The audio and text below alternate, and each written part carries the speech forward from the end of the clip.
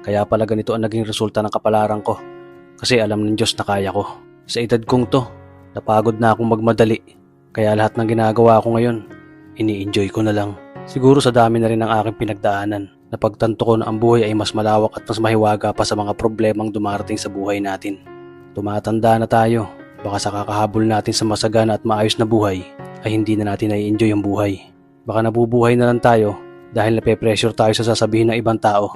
Marami na rin akong mga naging maling desisyon sa buhay, pero lahat yun nagsilbing aral sa akin. At natuto ako sa mga pagkakamali ko. May mga taong sobra nating mamahalin at bibigyan ng halaga, pero ibabalik lang sa atin ay kabiguan at matinding trauma. Kaya wag nating lilingunin ng mga taong tulad nila dahil mas payapa kapag hindi ka na interesadong malaman pa kung ano pang balita sa kanila. At wag mong idepende ang sarili mo sa kahit kanino. Tandaan mo, kahit sarili mong anino, iiwan ka din nito kapag madilim na ang paligid mo. Kailangan natin matutunan na huwag ikumpara ang sarili natin sa iba dahil hindi natin laban ang laban nila. Karera mo to, di nila karera. Dahil ang buhay ay hindi naman nasusukat sa kung sino ang mayaman, kundi kung sino ang payapa.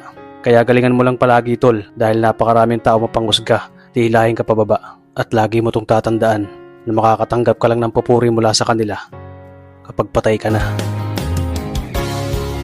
Alam ko na malayo pa ako sa buhay na gusto ko. Pero alam ko, balang araw, mararating ko yan.